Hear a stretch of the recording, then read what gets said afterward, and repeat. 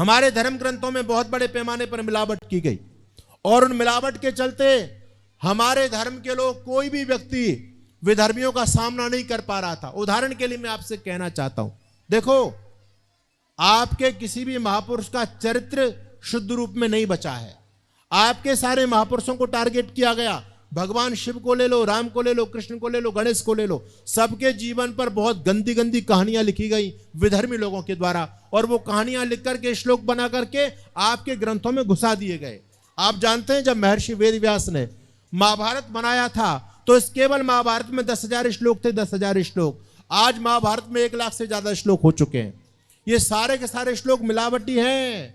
महर्षि मनु ने जब मनुस्मृति लिखी, उसमें कोई छुआछूत की बात नहीं थी, कोई भेदभाव की बात नहीं थी, लेकिन आज की जो मनुस्मृति को पढ़ करके हमारे दलित भाई महर्षि मनु की मूर्ति को तोड़ रहे हैं, मनुस्मृति को जला रहे हैं। यानी एक बहुत बड़ा षड्यंत्र किया। रामायण के अंदर मिलावट कर दी, गीता के अंदर मिलावट है, महाभारत के अंदर मिलावट है, आपके सारे धर्म ग्रंथों को कलंकित कर दिया, आपके महापुरुषों के जीवन को कलंकित कर दिया। भगवान शिव के साथ में बहुत गंदी कहानी जोड़ी गई, भगवान कृष्ण के बारे में बहुत गंदी गंदी बातें लिखी गई। और सुनिए, यहां क्या कहा गया, गौतम ऋषि की पत्नी अलिया के साथ में इंद्र ने दुराचार किया। आपने सबने कहानी पढ़ी है। अरे क्या हमारे ऋषि महर्षियों का यही काम था क्या? वो इतने गंदे लोग थे क्या जो यही काम किया करते थे? सबको टारगेट किया गया, ग्रंथों में मिलावट की गई। सबसे पहले ऋषि दयानंद जी महाराज ने इस पर चिंतन किया और स्वामी दयानंद जी महाराज ने बताया कि भाई सनातनी लोगों, आपको सावधान रहने की आवश्यकता है। संस्कृत में लिखी हर बात को प्रमाणिक मत मान लेना, क्योंकि आपके सारे धर्म ग्रंथों में मिलावट कर दी गई है। और वो मिलावट के चलते, उन्हीं मिलावटों के चलते बहुत बड़े पैमाने पर हमारे भाई विधर्मी बन रहे थे, क्योंकि हमारे भाइयों के पास में विधर्मियों के प्रश्नों का उत्तर नहीं था। और मैं आपके बीच में 2-3 प्रश्न बोल रहा हूं, आप सोच रहे मुझे क्या उत्तर दे पाओगे। एक मुल्ला जी ने मेरे से प्रश्न किया, स्वामी जी आप हमारे पीछे पड़े रहते हो, हम 4 बीवी कर लें तो तुम्हारे पेट में दर्द होता है, हम 10-12 बच्चे पैदा कर लें तो तुम ये करते हो कि जी जनसंख्या बढ़ा दी, जनसंख्या बढ़ा दी। अरे तुम अपने पैगंबरों को, अपने फरिश्तों को पढ़ते हो, उनका जीवन नहीं पढ़ते। हमने कहा हम सबको पढ़ते हैं। कहता हमने 4 बीवी रख ली तो तुमको समस्या है। तुम्हारे कृष्ण की कितनी थी? भगवान कृष्ण की कितनी पत्नियां थी? बोलो, अरे बोलो, बोलती क्यों नहीं हो? 16,108 लिखी गई है। कहां पर? भागवत में लिख रही है। कितनी? 16,108। अब जब तुम्हारे कृष्ण 16,108 रख सकते हैं तो कोई भैया 4 बीवी रख ले तो आप उसको कैसे टोक सकते हो बताओ? अच्छा वो 17 बच्चे पैदा कर ले, हम कहते हैं जनसंख्या बढ़ा रहे। और कृष्ण जी के कितने थे? 16,108 तो बीवी और 1 से 10-10 बच्चे पैदा हुए। बताओ। अच्छा तुम इनके प्रश्नों का जवाब दे पाओगे कभी? बोलो, दे पाओगे क्या? नहीं दे पाओगे। हम लोग इस बात को जानते हैं, अनेक लोग इस बात को कहते हैं। हमारे ग्रंथों में लिख दिया गया है ब्रह्मा जी ने अपनी दोनों पुत्रियों के साथ में दुराचार किया। स्पष्ट बोल रहा हूं, आपके धर्म ग्रंथ बता रहे हैं। अच्छा कितना गंदा काम ब्रह्मा जी ने किया। अगर आज कोई बाप अपनी बेटियों से दुराचार कर दे, आप उसको बाप मानोगे क्या? लेकिन ब्रह्मा जी कर रहे हैं इस बात को।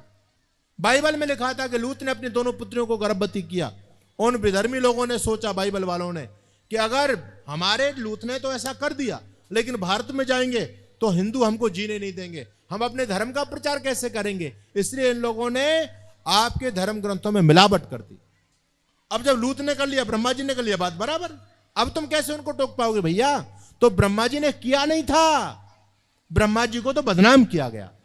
कृष्ण जी का एक ही बेटा था, कृष्ण जी की एक ही पत्नी थी जिसका नाम था माता रुक्मिणी।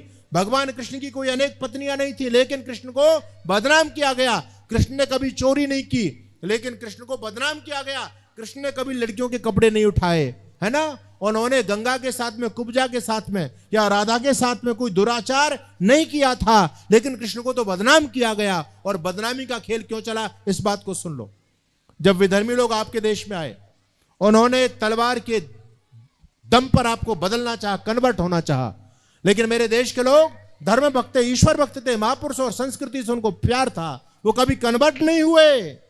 लोगों ने गर्दनें कटा दी, लेकिन लोगों ने धर्म से कभी समझौता नहीं किया। छोटे छोटे बच्चे, गुरु गोविंद सिंह के छोटे छोटे बच्चे, बाल भी हकीकत रहा है। एक 13 साल का बच्चा कतले कतले कर दिया गया, काट दिया गया गाजर मूली की तरह, लेकिन बच्चा डरा नहीं, धर्म परिवर्तन नहीं किया। गुरु गोविंद सिंह के दोनों मासूम बच्चों को जिंदा दीवारों में दफना दिया इन बिन विधर्मी लोगों ने, लेकिन धर्म परिवर्तन नहीं किया। आखिर उन लोगों ने सोचा कि ये मामला है क्या भैया, इस हिंदुस्तान के बच्चों से हम क्या मांगते हैं, केवल यज्ञोपवीत के धागे मांगते हैं, सिर की चोटी के बाल मांगते हैं, लेकिन ये सिर की चोटी नहीं कटाते, गर्दन कटाने के लिए तैयार हो जाते हैं। ये मामला क्या है, इन बच्चों को हम कब तक काटेंगे। तो उन्होंने सोचा कि भैया मामला इनका ये है। उन्होंने स्टडी की और उनको पता चला कि भारत का बच्चा अपने महापुरुषों से प्यार करता है, अपनी संस्कृति से प्रेम करता है, अपने महापुरुषों को आदर्श मान करके चलता है, उनके अनुसार जीवन जीता है, इनके महापुरुषों का जीवन बड़ा पवित्र है। तो इन लोगों ने सोचा कि भैया फिर तो एक काम करो, इनके महापुरुषों को कलंकित कर दो, इनके महापुरुषों को बदनाम कर दो। तो जिससे इनके महापुरुष बदनाम हो जाएंगे तो फिर इनके बच्चों की श्रद्धा अपने महापुरुषों से अपने आप खत्म हो जाएगी। पुराण क्या थे? पुराण थे हमारा इतिहास। जो 18 पुराण आप जिनको मानते हो ना, इन पुराणों में इतिहास ही तो था भगवान राम का, भगवान कृष्ण का, भगवान शिव का, भगवान गणेश का, सारे महापुरुषों का इतिहास तो पुराणों में था। लेकिन इन पुराणों पर हमला बोला गया, सारे पुराणों को दूषित किया गया, किसी भी धर्म ग्रंथ को शुद्ध रूप में नहीं छोड़ा गया। बंधुओं, ये जो गंदी गंदी कहानियां, आज आपके महापुरुषों के बारे में, आप सबके पास में मोबाइल होता है, आप इस मोबाइल में केवल मनोरंजन की सामग्री देखते हैं। कभी इस पर यह भी देखो कि जाकिर नाइक भगवान कृष्ण पर क्या बोल रहे हैं, मौलाना जर्जेस अंसारी ने भगवान शिव पर क्या बोला है, वो पादरी आपके महापुरुषों पर क्या बोल रहा है। आप सोच करके देखो, आपके पास में विधर्मियों के प्रश्नों का कोई उत्तर नहीं होगा। कितना बड़ा षड्यंत्र चला हमारे साथ में। तो ऋषि दयानंद जी महाराज ने षड्यंत्र को भांप लिया और स्वामी दयानंद जी ने कहा कि सुनो, तुम्हारे धर्म ग्रंथों में बहुत बड़े पैमाने पर मिलावट कर दी, तुम्हारे महापुरुषों को कलंकित कर दिया, उनके जीवन को।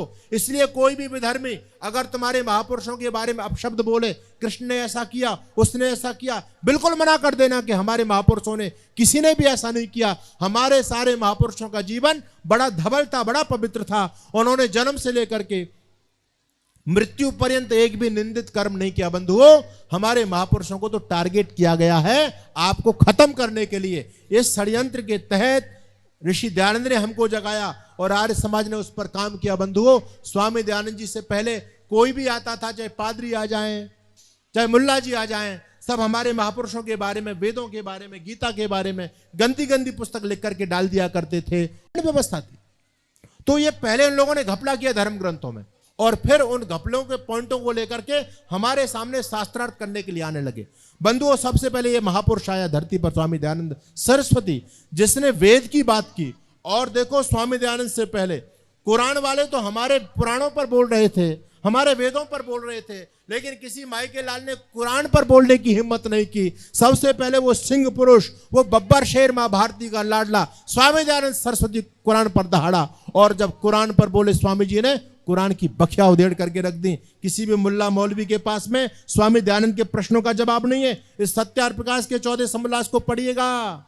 ये जो तलवार वाले घूम रहे हैं ना, कन्वर्ट करने के लिए गजबाए हिंद का स्वप्न देख रहे हैं, स्वामी दयानंद जी ने सबका इलाज कर दिया इस पुस्तक के अंदर। ये 14वां समोल्लास लिखा।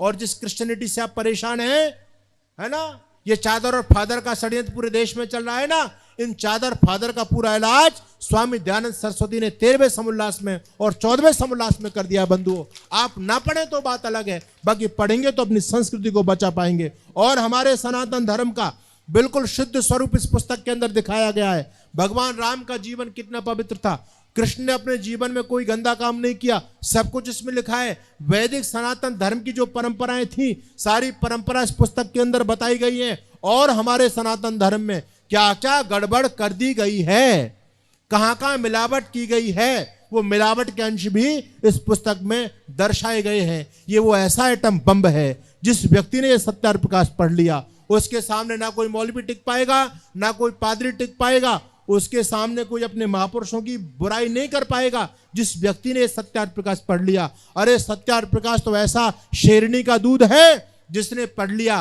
वो दहाड़ेगा शेर की तरह, उसके सामने कोई टिक नहीं पाएगा। इसलिए आने वाले समय में अपने बच्चों को बचाना चाहते हो, ये 14 नाल का तमंचा है, ये रिवाल्वर है, इसमें 14 समोल्लास हैं, इसमें पूरे सनातन धर्म की जानकारी बिल्कुल शुद्ध रूप में दी गई है। मिलावटी कुछ नहीं है इसमें। मिलावट सनातन को तो आप लोग रोज सुन रहे हो, कथाकारों के द्वारा, भागवत कथा के अंदर सुनते हो, लेकिन ओरिजिनल सनातन आपको जानना है तो आपको ये पुस्तक पढ़नी चाहिए। बंधुओं, ये पुस्तक यहां पर उपलब्ध है। इस पुस्तक की कीमत, इतनी मोटी पुस्तक है और इस पुस्तक की कीमत केवल 100 रुपए है। जिस भी भाई को यह पुस्तक चाहिए, अभी हमारे सच्चिदानंद मेहता जी ने 5 पुस्तकें ली हैं।